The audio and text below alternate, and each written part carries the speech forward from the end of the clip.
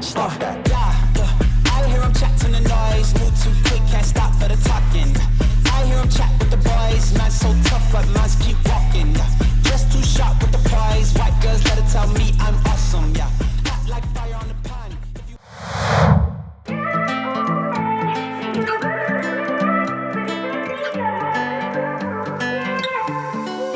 Hello, everyone. Welcome to the Spot Real Talk. My name is Tiara. I'm LaWanda. I'm Tiffany. And I'm Ron. And today we are having a very special guest join us, the incomparable Emmy Award winning screenwriter, producer, and actress, Lena Waithe. Hi, everybody. How you doing? We're great. Good. Fantastic. First of all, I like to say it is a pleasure. I'm almost getting on my knees just so that because you joined us. No, I saw y'all's videos. I was like, y'all be having real conversations. Y'all really be getting into it, and it's really a blessing, man. Like, you don't expect your work to permeate, with people. You don't know what's going to happen. You know how people are going to react, and so it really was a joy for me this season. I feel like more than any other season before. Just the level of engagement, the level of dialogue, level of conversation, the amount of predictions, that were just like going all these different places. I was like, okay, these people got some story points. Yeah, I know. We're not doing that, but that's interesting. But It's just been a joy to watch, and you guys have been some of my favorites. I watch you every week, so thank you so much. Oh, thank you. Thank you. It's So, no well, actually, Are you in LA? I'm in Are LA. you in LA? Yeah. I'm in Los Angeles. Yeah, that's where I live. My mom is still in Chicago, though. Okay. I mean, how are you making out with COVID and everything? I'm in a very privileged position. I think because I have an overall deal at Amazon that, I've been able to take care of my team. We have like 3 execs at Hillman Grad Productions. We've got a movie coming out on Netflix that I produced and help finance called 40-Year-Old Version, spelled Version. yes. Written, starred, and directed by an amazing Black woman named Rada Blank. So that'll be out October 9th on Netflix. And I'm just also, we're producing a show, an anthology series that'll also be on Amazon called Them. The first season is called Them Covenant, which is all about covenants. And we know a little bit about that in Chicago. It's a period piece. It'll be out on Amazon. We just got back into production on that out here in LA. So that'll be out sometime, hopefully next year on Amazon. We're working, we're doing stuff, we're staying busy. Some stuff I can't say just yet, but I've been very productive. Just been meeting with people and having conversations with folks that I probably would not have had if this wasn't happening. So it has been, I think it's been a prosperous time as well. So I think it's really about we really had to adapt and shift to what was happening, but we just seem to really flourish. So we're really, really excited. That's awesome. It's great to have you. And we are recording right now, ladies. So I just want to let everybody know. Looking good today. Y'all like, I feel like I'm glad I put the hat on because y'all are. But, I got it. Lena, I said the same thing to him. I said, they come looking all good and everything. And I know, man. I am eating my life. That's okay. I'm like, it's been. Sure. No, it's fine. We're just happy to have you. She gonna just be real. Keep it all the way up. Right? No, I love that about you. One of the things I wanted to say right off the bat that we really appreciate the fact that you're here. We know how busy you are, and so we are humbled and honored to have you on the show. You're so sweet. I'm happy to be here. This is my job. It's what we're supposed to do. I like reaching back. I like engaging and having dialogue with people. I think that's sort of something that's always been a part of who I am and my brand. It's like talking to people, man. It's a conversation. Yeah, it's cool. And, we've been fans of you forever. We've been watching since season 1. Okay, I appreciate that. I'm sorry I came in late, but I'm here now. We've been watching since season 1. This is the first year that we've recapped, but we've been watching since season 1. Okay, gotcha. We watched the 20s. We watched 20s. We like 20s too. Yeah, 20s is hot. I appreciate it. I like that. Whole other thing. I know, but you got Hattie down. I mean, yes. I love me some Hattie. Jojika Tibbs, my alter ego. She's awesome. Listen, 20s has the right amount of levity for the time that we're in right now. Yeah. Like, when I watch that takes me to a happy place because it's funny. It's funny and some real issues there. And we also covered Queen and Slim. We recapped. Oh, wow. Thank you. Oh, y'all getting all of it. Because Queen and Slim is like, that's my baby. That's the first feature. And, it'll always be very special to me. So I got some other features up my sleeve. The rollout to be a little different because I think there was just so many eyeballs on Queen and Slim. And I guess I didn't know. I think people were waiting for a feature from me. And it just kind of took form, man, between Daniel Kaluuya and obviously the great Melina Matsoukas and obviously Jodie Turner-Smith. And it just really turned into something special. And then what it's becoming now is very interesting. I think to me, I'm learning about how art ages. I think is a testament to the work that you're doing. So I think what I'm going to continue to do is try to make work that is, that can continue to stand the test of time. Well, we're going to be with you every single step. Oh, thank you. Bet on that. Y'all. That means a lot. Like, I can't do this without y'all. So it's important. You know what I mean? Like, and I know everything isn't for everybody, but I think whether it be the Shy, 20s, or Queen and Slim, I think I try to find something for everyone. But what I think we found out is that with our audience, they like the way we're very analytical. So when we bring it hard. We don't just... We talk about the show. We get down into the real story, the life of the story. And that's one thing I think you made it so easy for us because it's so real. Yeah. So that was my mission this season.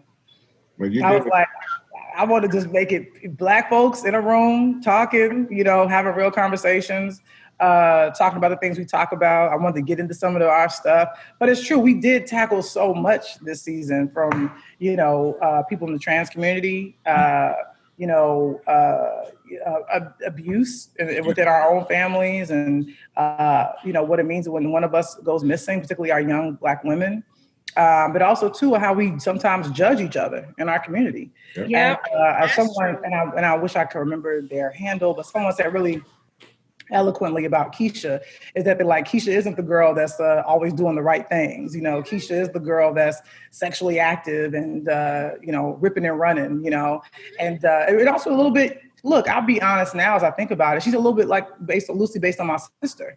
My older sister, who used to get in trouble for stealing my mom's car, and had to go to St. Scholastica because she was getting into so much trouble. My mom moved us because we were living on the south side of Chicago, and then she moved us to Evanston. And so a lot of people are like, oh, Lena from the burbs. It's like, no, I lived in my grandmother's basement from the south side of Chicago. And then when I turned 12, is when my mom saved up enough money to get us to Evanston because of the school districts. The schools in our neighborhood weren't great. So she's like, we got to go to Evanston. And so that's where I went to Shute Middle School and Evanston Township High School, and ultimately went to Columbia College in Chicago. But my sister got to Evanston Township and was like, oh, this is like a smorgasbord, like all these boys and running around and not going to class. I remember there used to be this recording, you would get like so-and-so missed second period and all. And she was just tripping. And so my mom was like, well, I'm going to send you to the Catholic school.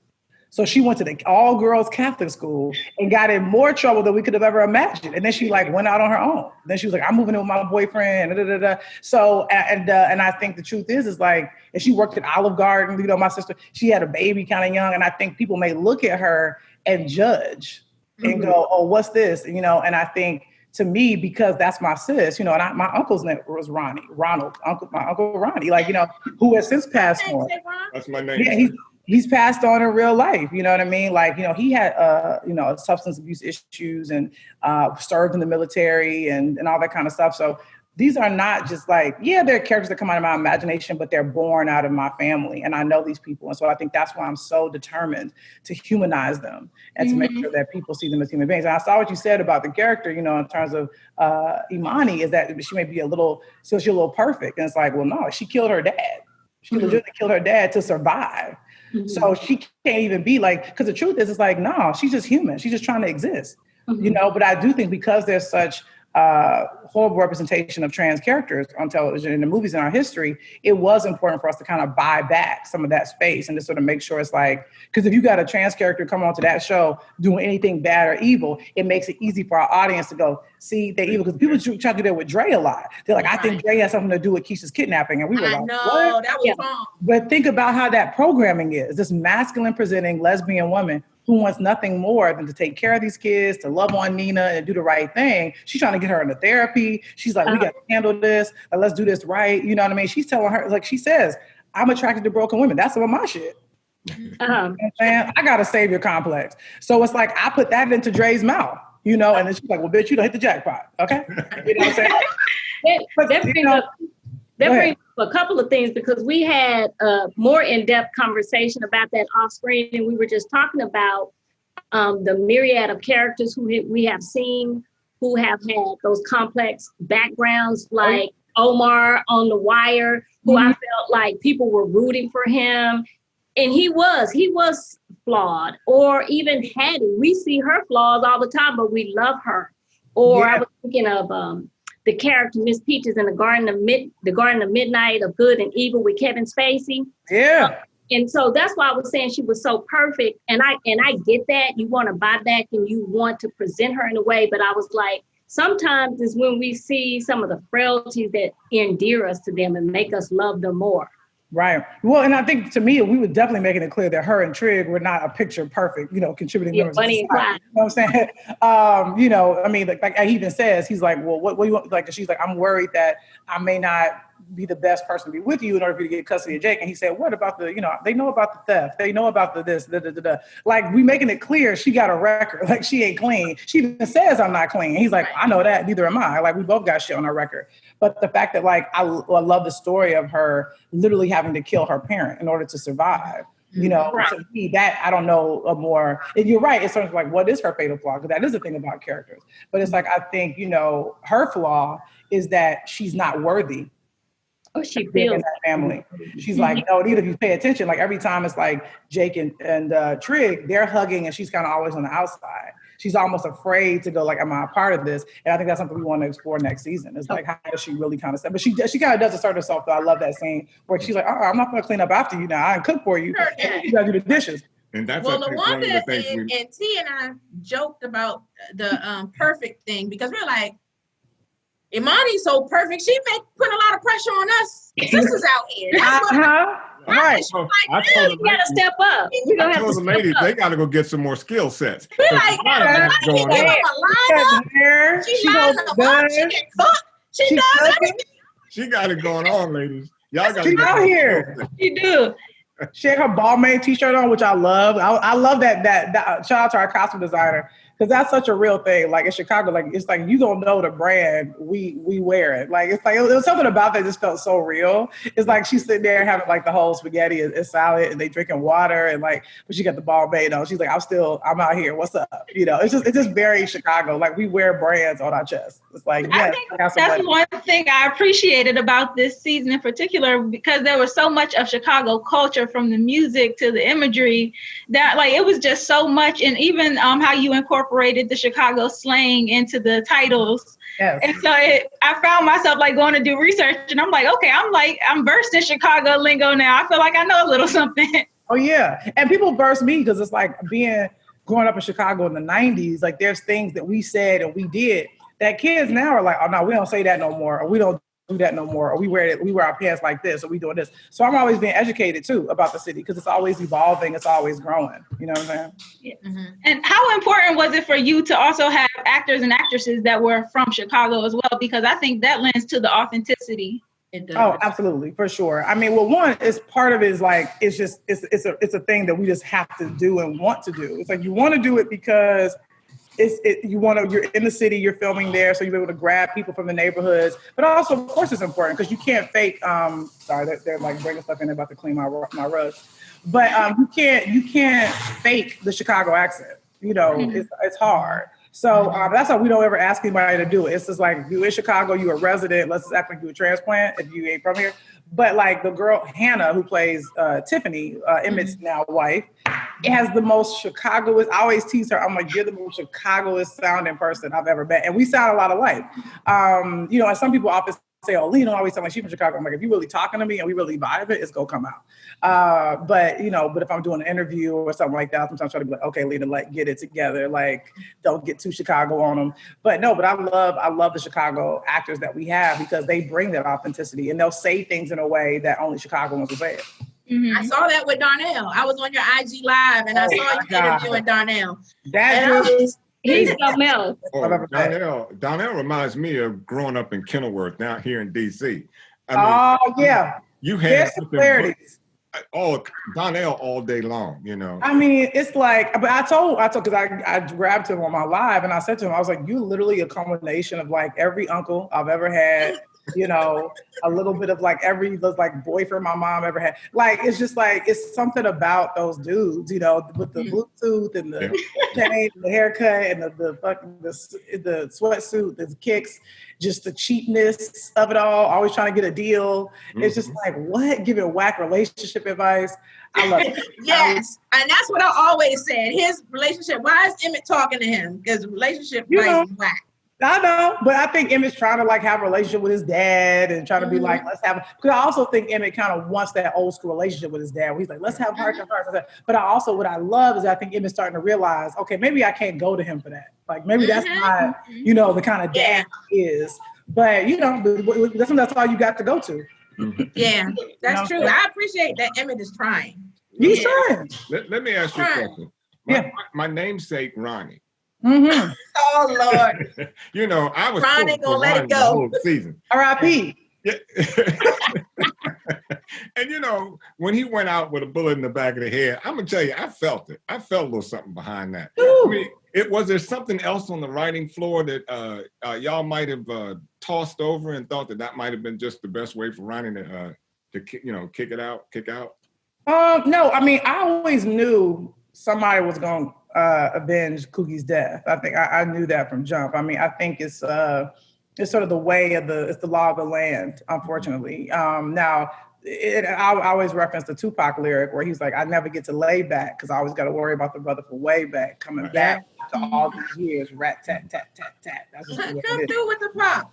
You know what I'm saying? Like, that's so real. You know what I'm saying? Like, and Pac said, he's like, I don't really get to relax, you know what I'm saying? Because I never know. My head's always on the swivel, you know, and obviously we see how he went out, you know what I mean? You know, so yeah, he's just like in Vegas in the car, like chilling, and somebody pulls up, you know? So at the end of the day, like when you live by the gun, chances are you're going to die by it.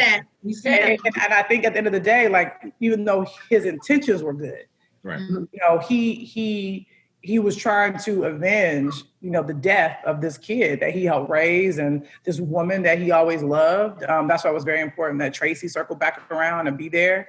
I was mad at Tracy. I'm sorry I'm mad at Tracy. I think she was trying to I think she was like, why are you trying to leave? Like, things are good here. Tracy put the battery in his back. Oh, well, no, I mean, then when he, you know. She was a grieving mother, you know. I think, unfortunately, having never gone through that and hope to never go through it. And unfortunately, so many Black mothers, you know, who we like to call the mothers of the movement, they become, you know, there's something that happened. We did that with her. You know, she really, you know, we really want to be clear that a lot of these mothers become makeshift, you know, poster women for the times in which we live. And unfortunately, I think what happens right after that news happens, you're angry. You know, more so than almost sad, you're angry at whoever took your kid away. And so I think because he showed up just to sort of provide some sort of comfort, instead, she was like, I don't want a hug. I want whoever did this to go out. And she didn't mean it literally. No, I think she was just sort of speaking from a place of grief. But I think he felt like, again, it goes back to this idea of manhood. You know, for Black men, like, well, what is my role, and what is it, and you know, there's nothing worse than feeling helpless than looking at someone and being like, what can I do? And she's like, well, not much, except you want to go get the guy that did this, you know. And I think he kind of took it literally, but also too, imagine being him, you know, and seeing a kid wearing, you know, a chain that he gave this young man. And I'm saying, it just all of it. And this was back when I was writing that pilot, like by myself. I was like, what? It just all sort of came together. And it was just sort of like, oh, he's going to see him, you know, take this, you know. And again, it's just the string of events. And just from Coogie grabbing that chain off the kid, putting it on, to Ronny at the wrong time, you know. And also, what I love about that scene is like, Coogie's like, you can take it. I don't, you know. It's too late. You know what I'm saying? So the second he kills Coogie, to me, it's like his death is imminent. Yeah. Wow. That was powerful. I mean, this has been an amazing season, and the actors have been wonderful. And off screen too, like we appreciate the love that you've shown the spot. Like you retweeted us and things, and so have some of your cast, like Brittany Baker, Keisha. She reposted, liked Shaman Brown, Papa. We've engaged with Yolanda Ross. It plays Jada, and Jacob Lattimore, Emmett. So shout out to all of them. They're amazing. Even getting you on here, your team has been a joy to work with. So shout out to them, and then Jillian, Melissa, Amelia, Marquise. Yes, Marquise. It takes a village. It does. It takes a village. So thank you all. Thank you. Tiffany brings up a good point. Because people are so engaged in the show, and because you get instant feedback, how much does the feedback you get from fans of the show weigh on you when you're charting the direction of the show? Not just the show, but all the shows, because the feedback is so instantaneous, right? Yeah. I mean, I think, for us, it's a mixture of both. I remember I used to watch Shonda on Twitter heavy, obviously, when her shows were like, on that Thursday night, And me too. And people would, and Shonda sometimes would cut folks to the quick. Like, they'd be like, what about this? Take that out. And she's like, look, I'm the writer. You know what I'm saying? Like, and so for me, to me, it's a little bit of both. It's like, I'm like, I get where you're coming from, but I think this is the direction we wanted to go. But I think sometimes, for sure. Like a lot of people were saying, hey, Lena, we need some trigger warnings on some of these episodes. And I was like, good idea. Absolutely. I was trying to, call the network and see if they could add them, but it would require like opening up the cut and putting something in. But it was something that I know now moving forward in terms of making sure we have trigger warnings and also hotlines about how to get help and some at the end of episodes as well. But in terms of storylines, we try to be careful because I would never want to like see somebody pitch a storyline and then we go take that like without giving them their credit. So it's like we do try to let the writers do their job and try to have blinders on. But if there's a character that people really are responding to, that's always good to hear because then we want to make sure they have a little bit more real estate. Papa. Yes, always. Papa had a lot more real estate this season. But also, too, if there's a character that people kind of like, we good on this character. Oh, that's not really working. It's like, okay, good to know. Good to know y'all ain't that into it. So we may not do a whole storyline around that character. So it does help, voice your thoughts. Some people will say like, man, I feel like this season was a little slow. I feel like this was, we're like, at the end of the day, like we're not going to always center straight Black men of the show. Everybody's not going to be, because also there's thing too, like show positive Black men. It's like Papa is such a positive young Black man. We love Papa. We love Papa. I mean, we love all the kids, but we love Papa. I love Papa too. He's so great. I love Shaman. So, but it's like, at the end of the day, it's like, what's a positive image of someone? But I think it's more complex. People are more complex than that. There's a little bit of good, a little bit of bad. That's what makes us human. Absolutely. So real too, because I don't know any perfect people, and but that's what I'm liking about Jake. I'm seeing this maturity in Jake coming up ever so slowly. Yeah, I can hear y'all. Hold on, I'm gonna go over here. Go ahead. Yeah, I see this maturity coming out of Jake, and that's what I kind of like about it because he's kind of growing ever so slowly. But he's really beginning to see both sides of this coin. He dealt with Duda. He's got some issues, but overall, he's a very smart kid. And the way he handled those little political events, I was like, you Jake is it. Jake is out here. But again, it's like he's street smart. He's got a hustle. He's sensitive. He's seen some stuff. He's been through some stuff. I think the definitely thing we got to do is give him a girlfriend next season for sure. Yeah.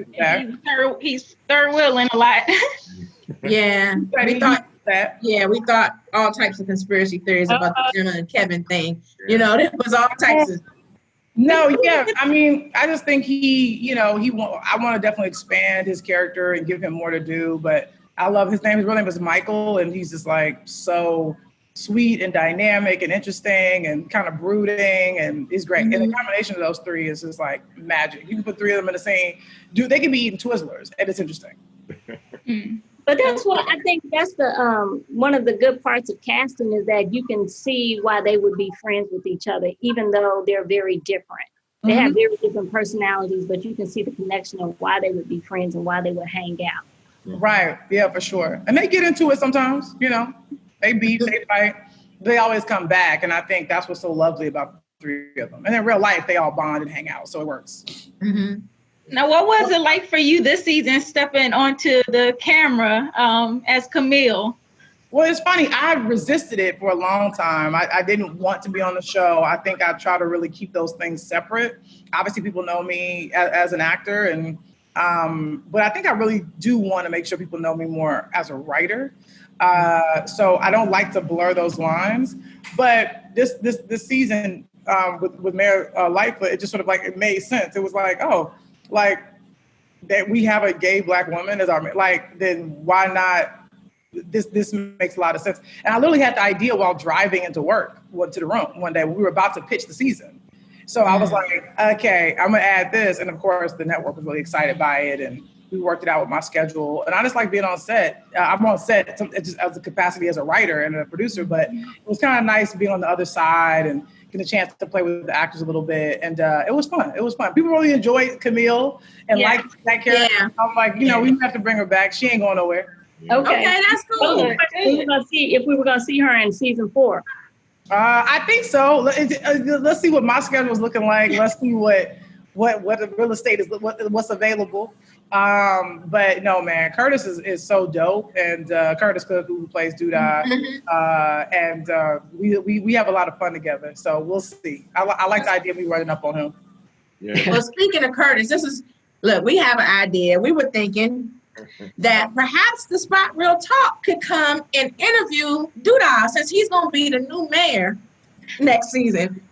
Well, here's the deal. I don't know how many interviews he's about to be doing, because he's about to be getting into some stuff. Here's the deal. Duda being the mayor of Chicago is going to be very interesting. That's what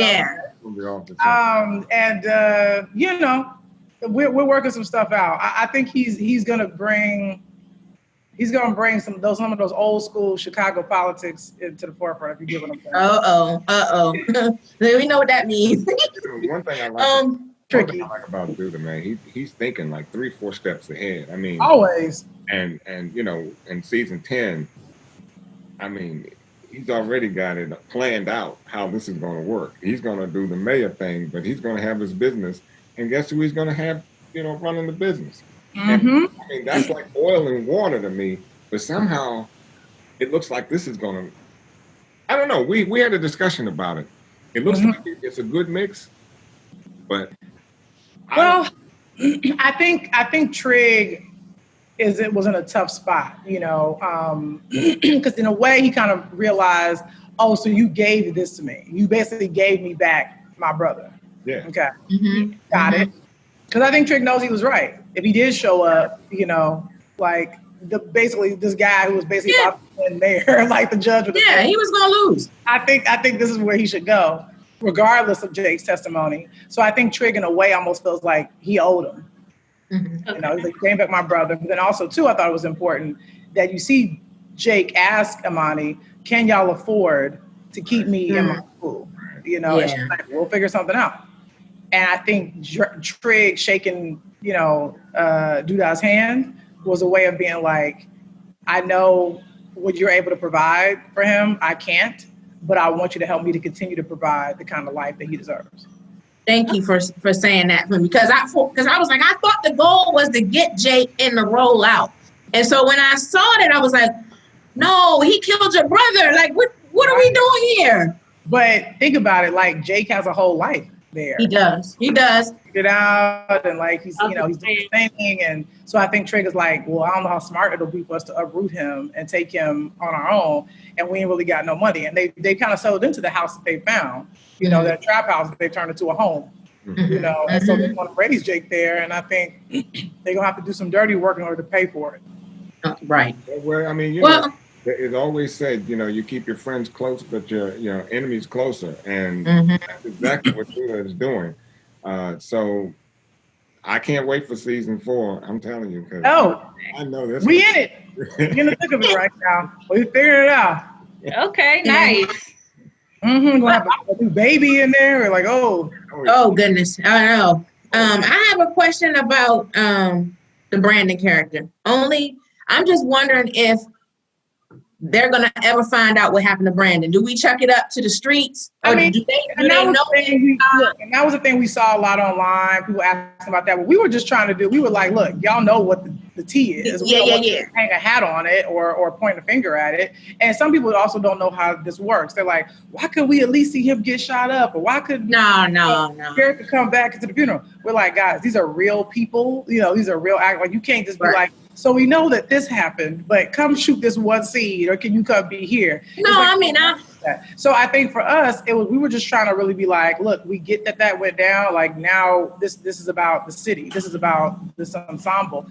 But what we do want to play with, which I pitched in the room for like top of the season, is you have a series of shots of Black people and being like, so whatever happened to Brandon? Y'all know what happened to him? Yeah. I heard he got shot in the back alley because he was doing something he wasn't supposed to be doing.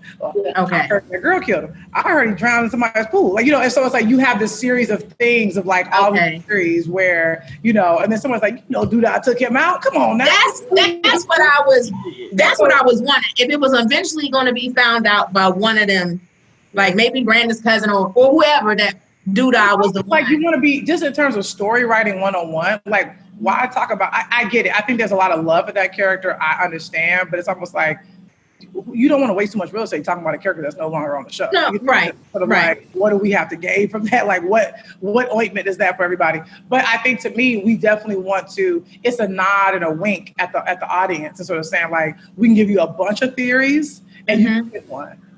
Mm-hmm. I mean, well, I just assumed because the last season we saw him look like he was snitching. Exactly. So I checked it up to the streets like, okay, he crossed dude out and that's why he's gone. But I love the idea of somebody saying, I think the nigga ain't even dead. I think he'll with his protection. You know, like just do that and like just literally take all these tweets and all these like ideas and just like put it in characters' mouths and just kind of go like, here, are you happy now? Like, there you go. What do you want?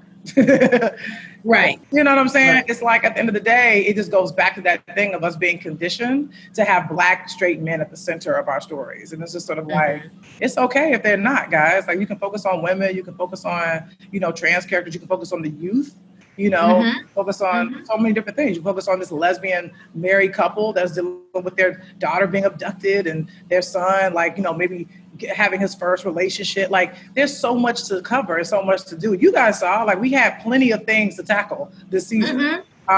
You did. It was great. This is a very rich season. I thoroughly enjoyed it. Oh, I appreciate that. This was definitely my favorite season. Season 3 was it. It was the bomb. You couldn't, you know, if you top season 3, I'm gonna get on my knees and send you a picture of me playing. I appreciate you. I appreciate that. It was a lot, man. Like I was like, okay, I gotta put this shit on my back. I gotta like go in here.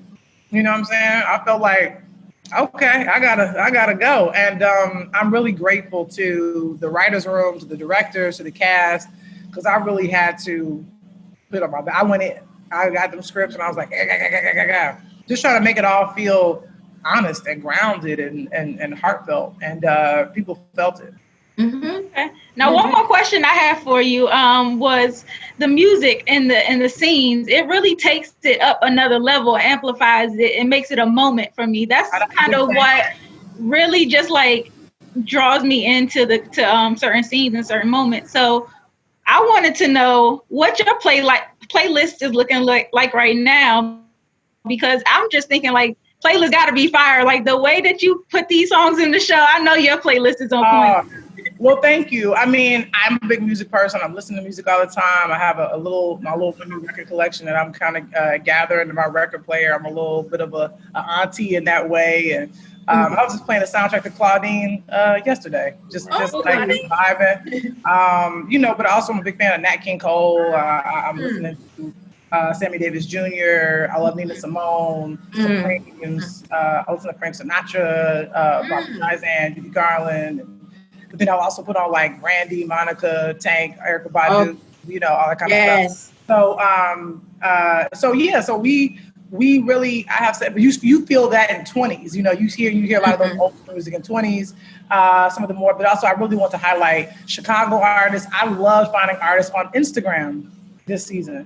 I was just flowing through Instagram, any artist that kind of sounded cool. I'm like, yo, you got a song? Okay, cool. We'll put it in the show. I noticed that with the lady that sung at Ronnie's funeral. She was viral on Instagram. Oh my goodness, she was amazing. I mean, everybody saw her on YouTube, you know, singing that song. She was amazing.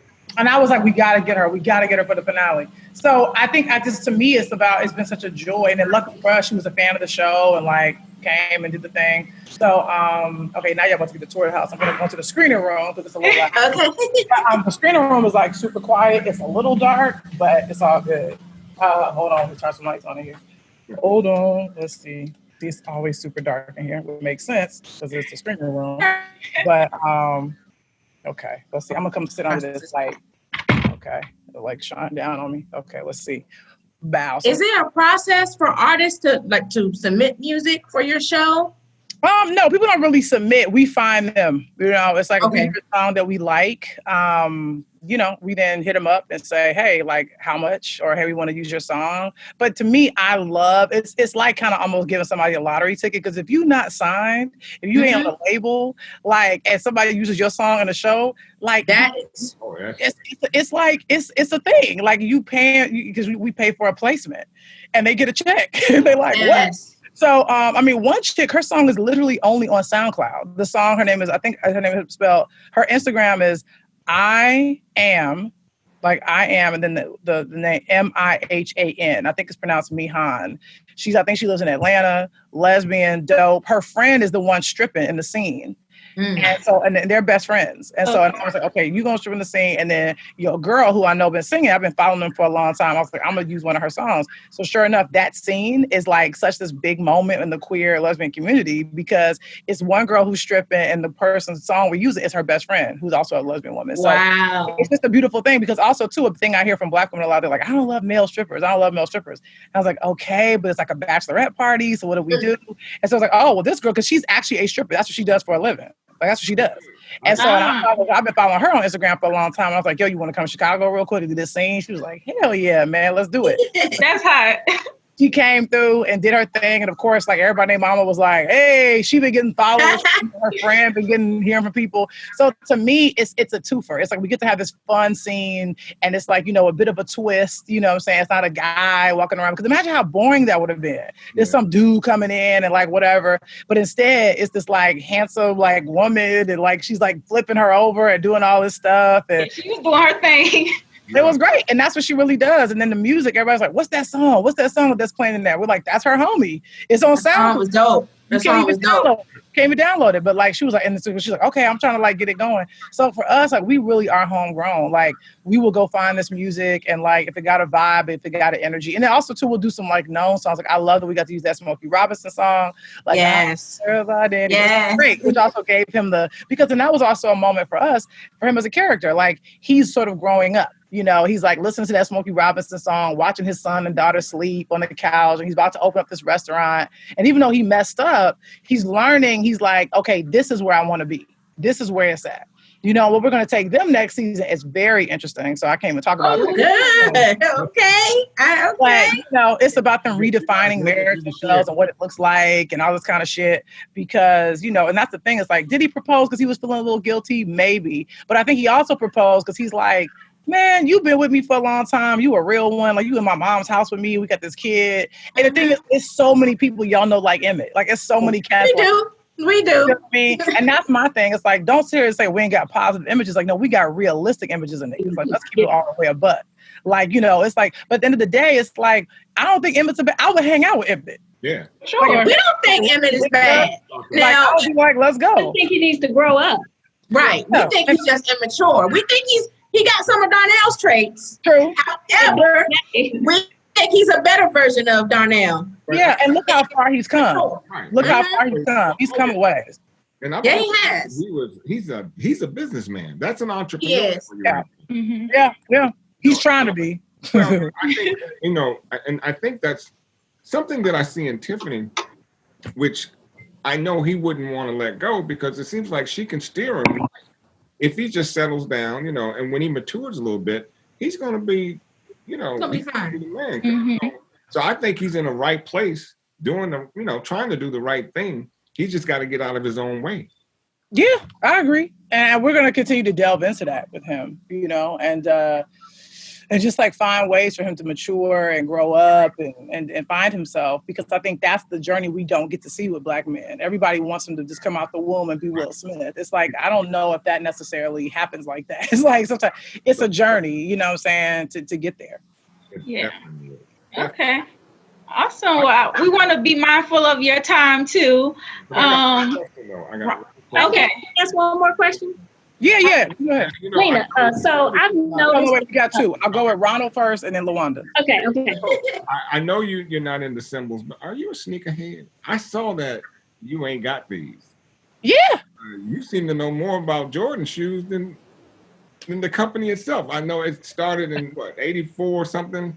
And you were born in 84. I was, yeah. So, I mean, is it true? You got all these shoes. I mean, it's a great documentary, by the way. I mean, thank you. You almost had me go out and buy a pair of Jordans. I think everybody should own at least one pair. Yeah, T and I like J's. Mm-hmm. Okay, yeah.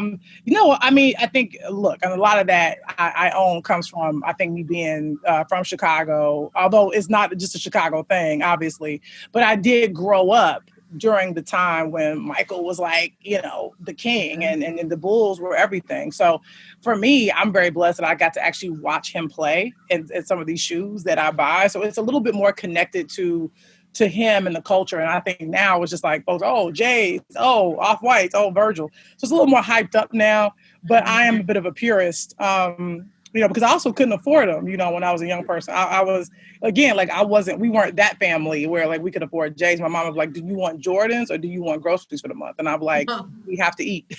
So, but you know, it was a struggle. But I think obviously now it's like, but now it's like, talk about the journey. Now I can afford them and they send them to me. So it's like, you know, that's the full circle moment. Like Jordan Brand will send me the J's before they hit the stands, which I appreciate.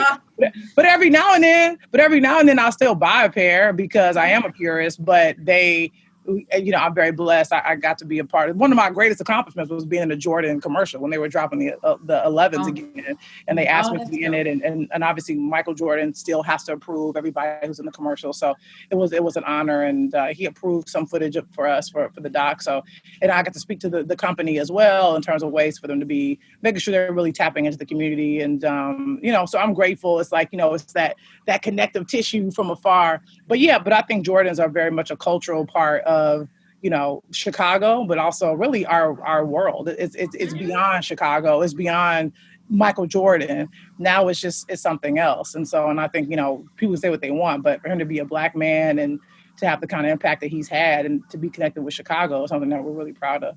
Yeah. Listen, I have my eyes on a pair of retro ones right now. Ooh, I've been watching them on StockX. I love ones. Ones you can wear with anything. They're comfortable. They're versatile. You know, they come out in any colorway you can think about. So, you know, I'm a connoisseur for sure. Yeah, that's cool. Wanda, go for it. Yeah. So I was gonna just say we watched this season as they dealt with all these issues, and it's just Black life. We deal with stuff and we go on. So I've noticed that in both the Shy and the 20s, you've incorporated a lot of spirituality into the show. So how important is that to you? Because it seems that seems to be what sustains the character. Yeah, well, thank you for picking up on that. Look, it's interesting. I grew up in a somewhat religious household. Like I had to go to church, but it wasn't like every day. You know, we didn't have Bibles laying around. Like I always tell people, like when I came out of the closet, my family didn't throw the Bible at me because there wasn't one around to throw. They just, you know, but they were very, you know, very clear that they were believers and that, you know, and I went to Christ Universal Temple, which was led by a Black woman, Johnny Coleman, and who has since passed on. But I just remember very early, like, and it was very much a mega church, you know, it was a big, big church. It didn't start out that way, but by the time I was attending there, it was this big old church. It was predominantly African-American. It was located on the south side of Chicago. It was beautiful, and it was led by Black women. You know, and me being from a family of Black women, I felt very empowered when I went to church. And I remember hearing, you know, things that I never forgot, where there is no vision, the people perish. Your steps are ordered. Everything God does is purposeful. So it was those things that really stayed with me and stuck with me. And so I think it's a thing that, It's throughout all my work, and whether, you know, it's in my DNA. And it's so interesting because it wasn't like, you know, Sunday school, Bible study, all that kind of stuff. It wasn't that. You know, sometimes I always joke and say we were lazy Christians, where we go to, sometimes we make it to church if it was Mother's Day, Easter Sunday. We wouldn't get there every Sunday, but it was important. It was a part of our foundation. And you even see it in Queen and Slim, you know, with Slim, you know, playing gospel music and you know, believing, like, I don't believe in luck. I believe that everything is destined. And, you know, and so I think that it's really, you know, it's a part of my fabric. And so I do put it into things. And, you know, and again, I try not to get too preachy with it, you know, but I also hold the Black church accountable. You know, I'm not afraid to that. We saw that. We saw that.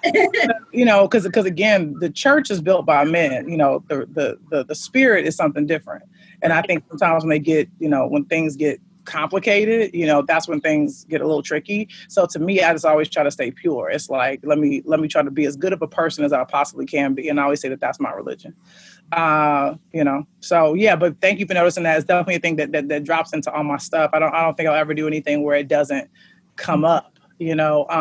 But that was a big part of Queen and Slim. It was like, he is a believer, she is not, you know. And then, you know, but of course too, it was about, like, by the end of it, you know, she was saying the prayer because she was like, I don't know where this is going to go. So, you know, but same thing, you know, with Ronny getting baptized, you know, and what that means. But also, too, I think what I'm very aware of what religion means to Black people. You know, I think it is something that is just, you know, it's in us, you know, but also that Black church is something that we all know, you know, can also use some work.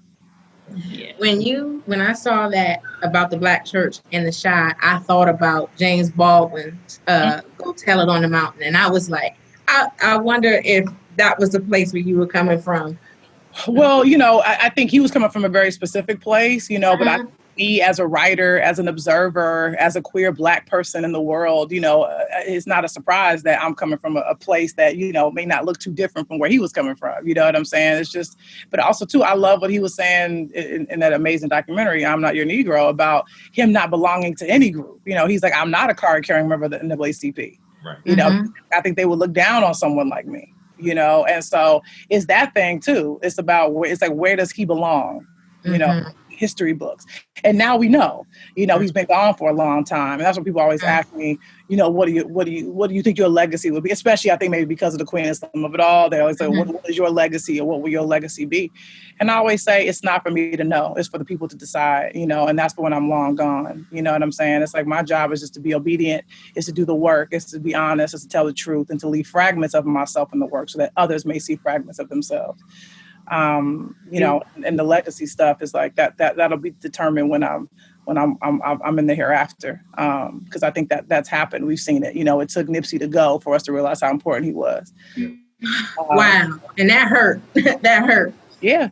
But it's like, he could have never thought if somebody would have asked him, hey, what's your legacy going? You know, he couldn't have told you. So I think, to me, it's like, I don't think about it. It's like, I'm going to do the work and do as long as I can.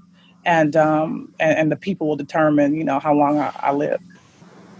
Yeah, that was profound. I'm very profound. I mean, you're building your own legacy now, so you know you can be a mega in your own time, and that's exactly what you are.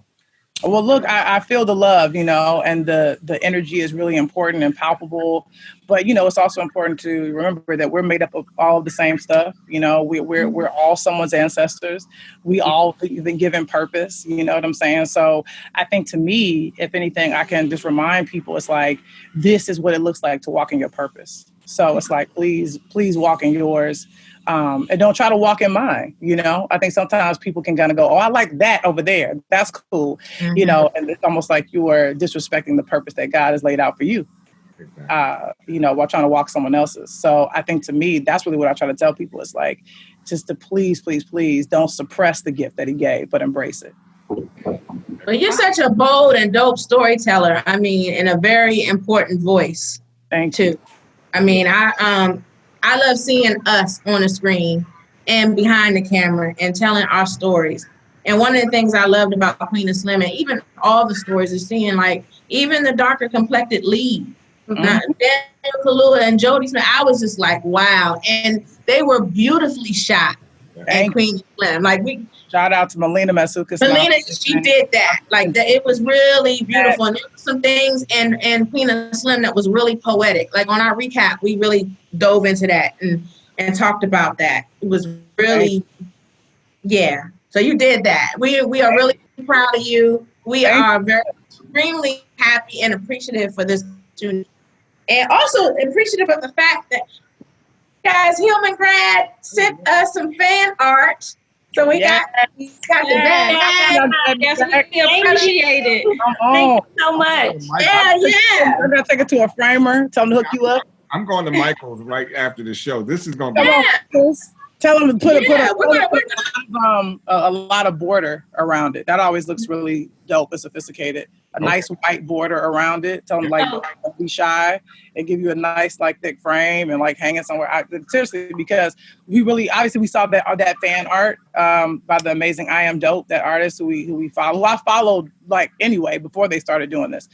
They did another great one for Ronny as well, and so so we were really excited. They can give me 5, thank you. So we were myself and Marquise, we were we should give this to other folks that are recapping and talking about the show as a gift, because you guys have been such a gift to us this season, and we felt the love, and so we wanted to give you guys something. And so we were hitting people up this sounds weird, but what's your mailing at? And people were what's going on? So, but we were just we wanted to send everybody something, and it really, people just loved it. They were posting about it and so excited, and we were really grateful. Oh yeah, this is dope, and I'm gonna follow I Am Dope too. And exactly.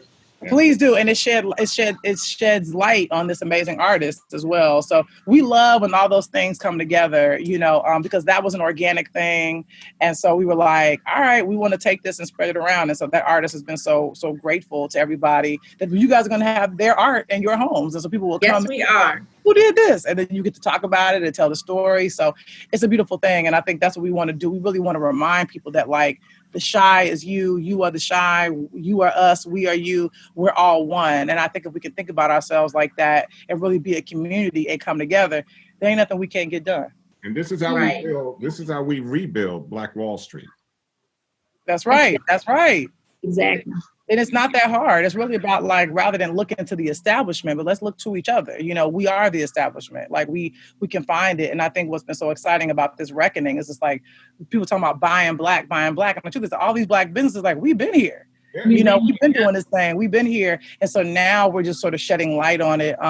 Speaking of sneaker drops, with the Union 4s, a really cool thing about their drop, which I was happy to be one of the friends and family, there was this big old bag of produce, of, candles, and different books, and it was all from Black owned companies. And so they were this is about, yes, there was a Black couple that designed the shoe. And they're these are people in our community that we love and want to support. And here's product from their different companies. So we're starting to do it. We're starting to do that thing again. Let's just continue to pour into each other. Even me sitting here with y'all right now, it's hopefully more people will see this and be aware of what y'all are doing and continue to support what y'all are doing. And I think that's really important, man. Whatever we can do.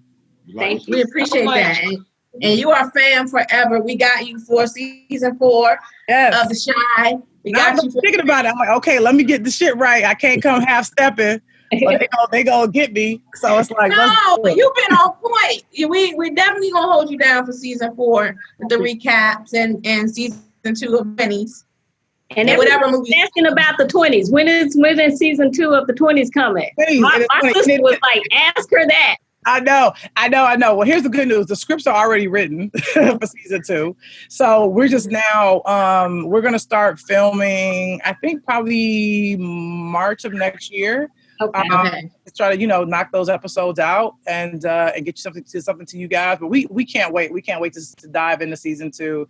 That show is dope. We were so pleased with the reaction for season 1. Talk about that one. I mean, that's been such a long time coming. So I have to make sure I got that right. I mean, I just been on this computer, y'all. I just been yeah, that's good. And I'm still here. I'm still on the computer. Yeah. Well, Christina, is she gonna do a dual role? Because I know she has a major role in 20s, and she's Condola on Insecure. This is the homie. We love sharing her. It's all good. We make sure she's good. But again, that's also part of the Black community. For myself and Issa, we all make sure that the schedules line up so that way she can obviously get both done.